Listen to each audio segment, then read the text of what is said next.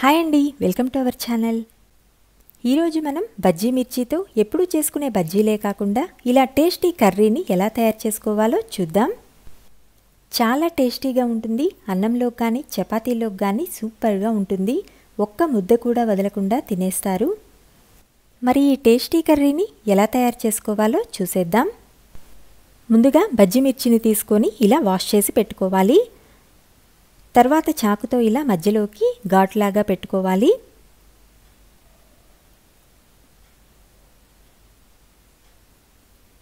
లోపల ఉన్న గింజలన్నింటినీ తీసేయాలి. 1-2 గింజలు ఉన్నా పర్లేదు. ఇలాగే అన్నిటినీ చేసి పక్కన పెట్టుకోవాలి. ఇప్పుడు స్టవ్ వెలిగించి ప్యాన్ పెట్టి ప్యాన్ కొంచెం హీట్ అయిన తర్వాత 1 టీ స్పూన్ జీలకర్ర, 1/2 టీ స్పూన్ సోంపు, అలాగే 1/2 టీ స్పూన్ మిరియాలు వేసి 1/2 టీ స్పూన్ మెంతులు వేసి మంచి కలర్ వచ్చి స్మెల్ వచ్చేదాకా ఫ్రై చేసుకోవాలి.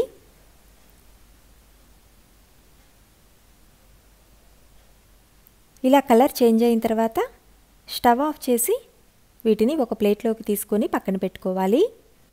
ఇవి బాగా చల్లారిన తర్వాత ఒక మిక్సీ జార్లోకి తీసుకొని పొడి చేసుకోవాలి. ఇలా పొడి చేసుకున్న తర్వాత 2 మీడియం సైజు ఆనియన్స్ని ఇలా ముక్కలుగా కట్ చేసుకొని వేసుకోవాలి. అలాగే దీనిలోకి టేస్ట్కి సరిపడా ఉప్పు, టేస్ట్కి సరిపడా కారం, 1 టీ స్పూను ధనియాల పొడి వేసుకొని మూత పెట్టి మెత్తగా మిక్సీకి వేసుకోవాలి. ఇలా మిక్సీకి వేసుకున్న తర్వాత దీనిలోనే కొంచెం సన్నగా కట్ చేసుకున్న కొత్తిమీరను వేసి ఇలా బాగా కలుపుకొని కొంచెం కొంచెంగా తీసుకుంటూ మనం ముందుగా కట్ చేసి పెట్టుకున్న మిర్చిలోకి పెట్టుకోవాలి.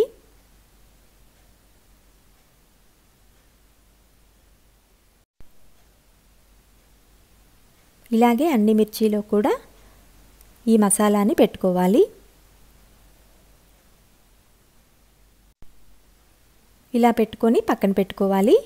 ఇప్పుడు మళ్ళీ స్టవ్ వెలిగించి ప్యాన్ పెట్టి 2 టేబుల్ స్పూన్లు ఆయిల్ వేసి ఆయిల్ కొంచెం హీట్ అయిన తర్వాత కొంచెం ఆవాలు, జీలకర్ర వేసి ఫ్రై చేసుకోవాలి. ఆవాలు కొంచెం చిటపటలాడిన తర్వాత కొంచెం కరివేపాకు వేసుకోవాలి. కరివేపాకు కూడా కొంచెం ఫ్రై అయిన తర్వాత మిగిలిన మసాలానంతా కూడా యాడ్ చేసుకొని లో ఫ్లేమ్లో కొంచెం ఫ్రై చేసుకోవాలి. ఇది కొంచెం ఫ్రై అయిన తర్వాత మనం ప్రిపేర్ చేసి పెట్టుకున్న మిర్చిని కూడా దీనికి యాడ్ చేసుకోవాలి.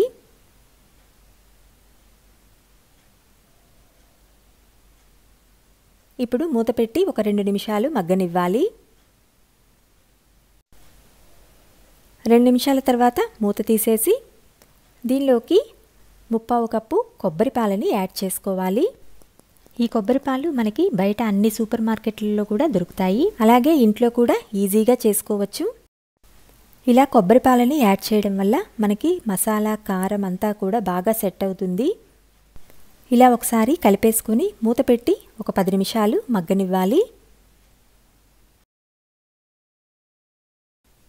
ఇలా మధ్య మధ్యలో తీస్తూ ఒకసారి కలిపి మళ్ళీ మూత పెట్టి మగ్గనివ్వాలి. ఇదంతా కూడా బాగా దగ్గర పడే వరకు మగ్గనివ్వాలి. చూసారు కదా, మనకి గ్రేవీ అంతా కూడా బాగా దగ్గర పడింది. ఇలా కొంచెం చిక్కగా వచ్చేదాకా మనం బాగా మగ్గనివ్వాలి. ఇప్పుడు దీనిలోకి సన్నగా కట్ చేసుకున్న కొత్తిమీరను కూడా వేసుకొని